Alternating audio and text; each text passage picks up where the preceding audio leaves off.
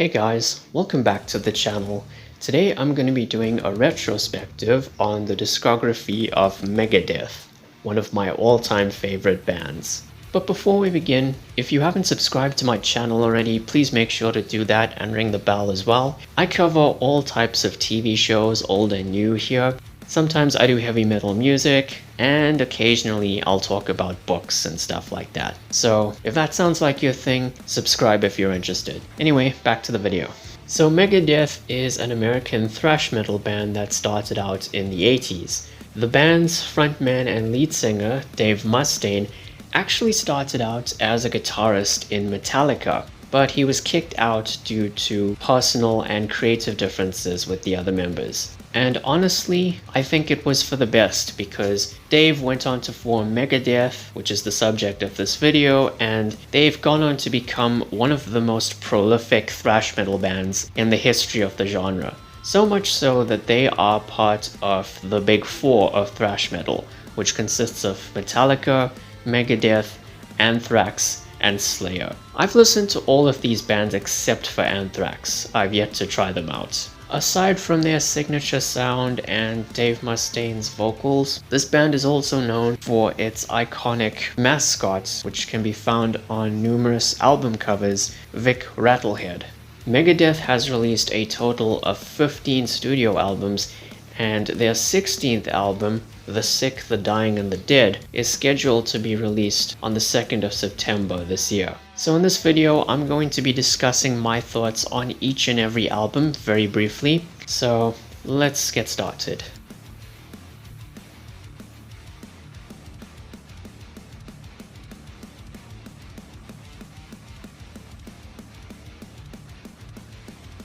Killing Is My Business and Business Is Good is easily one of my favorite debut albums for any metal band, period. And that's partially due to the circumstances I was in when I discovered this album. You see, back in February of 2020, before the pandemic changed everything, I was at a clinic being treated for depression, and there were about 4 or 5 bands that I was listening to at once. You know, I was listening to the debut albums of Megadeth, Metallica, Opeth, Iron Maiden, and I think Behemoth as well, because I'd just gotten into them. But yeah, this particular album is one that really stood out to me around that time. And dare I say it, I think it was a better debut album for Megadeth than Metallica's Kill 'Em All, as legendary as that album is. This isn't necessarily an album that defines them, but it's still a good place to start, just to get a glimpse of their roots. Plus, there's a certain rawness to this album that you're either gonna like or you're gonna hate, because the production is not quite up to the thrash metal standards of that time, and that's because the band spent most of their recording budget on drugs and alcohol. Had they not, the album probably would have sounded a bit more polished. But again, I appreciate the rawness of it. There are remastered versions from 2002 and 2018, and I'm sure some people enjoy those versions, but for me, they take away from the charm of the original 1985 release. The opening track, Last Rites Love to Death, has this really cool organ synth kind of opening before the track actually starts, and I like when album openers begin in such a way. There's also a cover of Nancy Sinatra's These Boots Are Made for Walking. It's simply titled These Boots, and it's a very underrated track in my opinion. So if you're familiar with These Boots Are Made for Walking, picture that with a thrash metal twist to it, and obviously Dave Mustaine on the vocals. That, as well as some reworked lyrics. And the very last track, Mechanics, may sound similar to the Metallica song Four Horsemen and the Apocalypse. You know, the same riffs and the same lyrics, except Mechanics is a lot faster. And that's because Dave originally wrote this particular song when he was still in Metallica, and then after getting kicked out, he used it for Killing Is My Business and Business Is Good. And then Metallica ended up changing it by slowing it down and rewriting some of the lyrics for their debut album, Kill 'Em All. Personally, I prefer Mechanics, solely because it's faster, and Dave sings it better. Bite me. Admittedly, there are about 2 songs that I didn't really enjoy, that being Chosen Ones and Looking Down the Cross, but everything else is great. My favorite track is Last Rites Love to Death, and my least favorite track is probably Looking Down the Cross. So yeah, it's a great debut for this band, and it's one of my favorite Megadeth albums ever. So I'm gonna give it a 9 out of 10.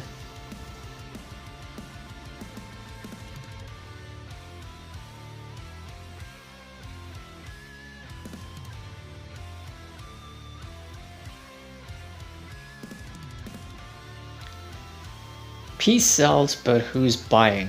This is often regarded as one of the band's best efforts to date. Personally, it's not one of my absolute favorites. I do think it's a little bit overrated, but there's a lot of tracks in here I really enjoy.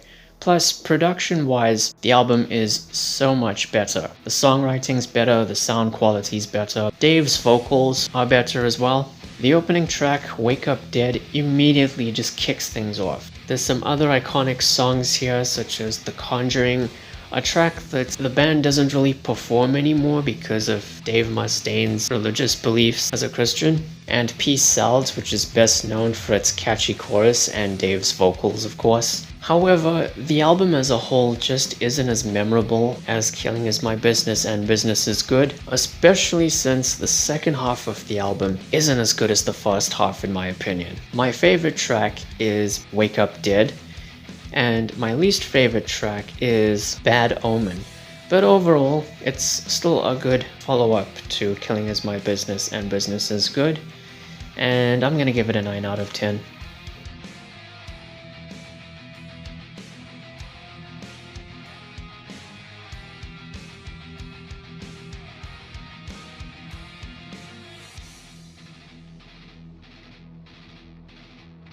So far so good, so what? Easily one of Megadeth's most overrated albums. What? Yes, I said it. I do enjoy this album, but honestly I think it's my least favorite one, it's one that I don't really go back to quite often. And that's because there was a lineup change here with 2 new members, and so the album has a slightly different sound to it that didn't fully click with me the way the first 2 albums did. But if you enjoy Megadeth, you'll still enjoy this album. It's just that they've done so many other better albums after this. And yes, that includes Cryptic Writings and Risk, and Super Collider. This album aimed to be faster than the first 2 and a bit more technical, and the lyrics covered themes and topics such as nuclear warfare, freedom of speech, and stuff like that. Everybody knows this album for songs like Mary Jane and In My Darkest Hour, but I remember it for the Sex Pistols cover, Anarchy in the UK. Another song that the band doesn't perform anymore because of the opening line, I am an Antichrist. And most of the songs on this album are great, but they just don't click with me the way the majority of the songs on all of their other albums do. My favorite track is the Sex Pistols cover, Anarchy in the UK. My least favorite, probably Liar. So yeah, still a good album, but honestly my least favorite one, because it's just not as memorable as everything else. So I'm gonna give it an 8 out of 10.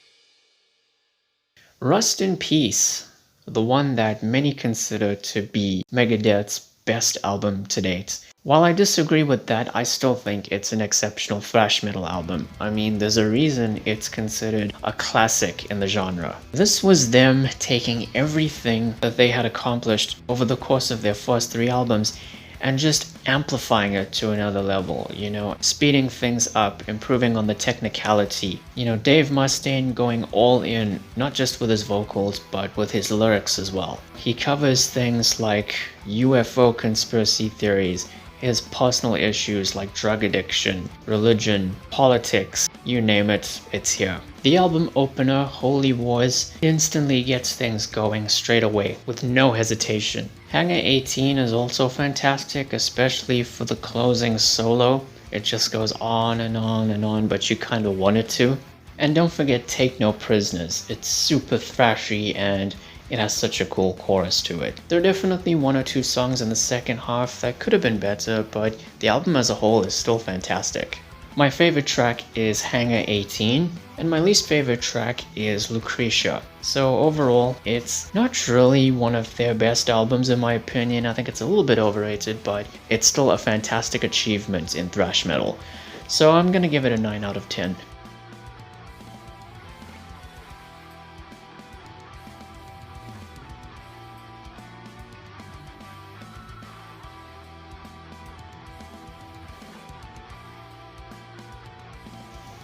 So this brings us to Countdown to Extinction, a huge turning point for the band. You see, this came out a year after Metallica had released the Black Album, the album where they took their sound in a more mainstream direction. It seems like Megadeth tried to do the same thing with Countdown to Extinction and kind of succeeded, I guess. You know, it's another one of those albums of theirs that I find to be extremely overrated, especially this one. Not because they abandoned their thrash metal roots here, but because I feel like what they tried to accomplish here had been done better on some of the later albums that maintain this more mainstream alternative heavy metal sound. I mean, from the first 2 or 3 songs, you can tell that this is going to be a different experience. The album is best known for Symphony of Destruction, a song that is essentially the Enter Sandman of their career. You know, Enter Sandman is the most popular song on Metallica's Black Album. And another one being Sweating Bullets, which is a song about schizophrenia. But it's because it simplifies the overall sound of Megadeth that the album just doesn't stand out to me as most of their other albums do. And there are 1 or 2 songs toward the end that are just kinda meh. My favorite track is Symphony of Destruction, and my least favorite track, High Speed Dirt. So, it's still a great album, even if it's one of my least favorite Megadeth albums, and I'm gonna give it an 8 out of 10.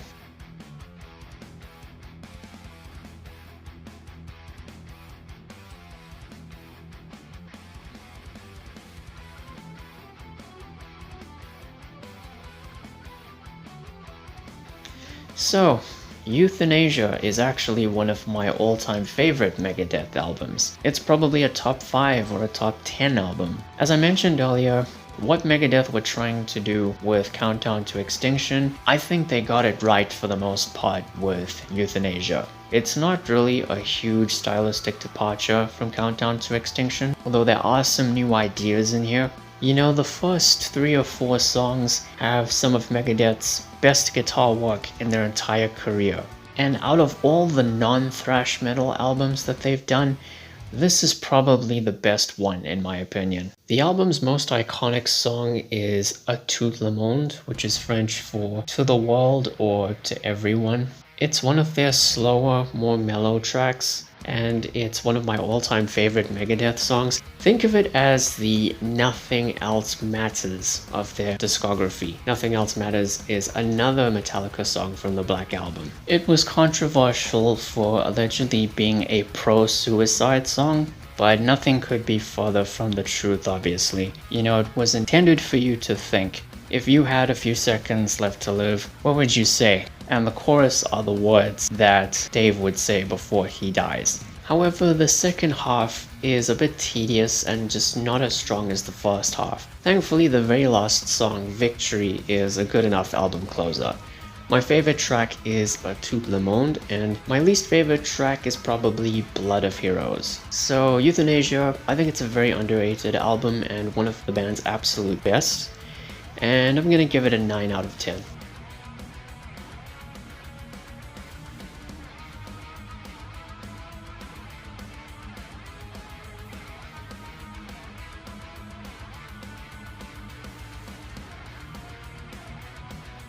So Cryptic Writings is an album that is often considered to be one of Megadeth's worst efforts, mainly for its sound and direction.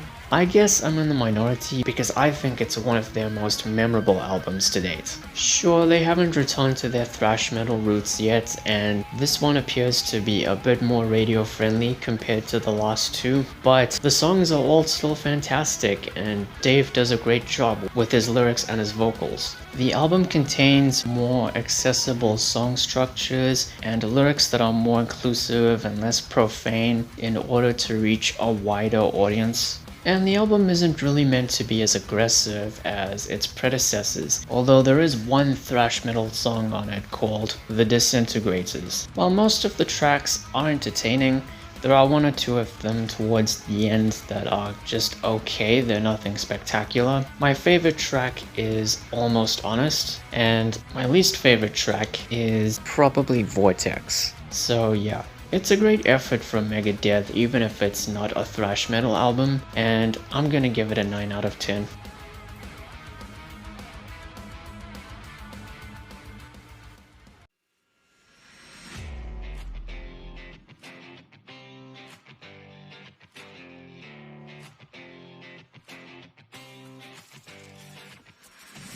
So, all of that brings us to Risk, the album where they practically sold out. You know, they decided to just give in to the mainstream and do a radio-friendly hard rock album. Did it work?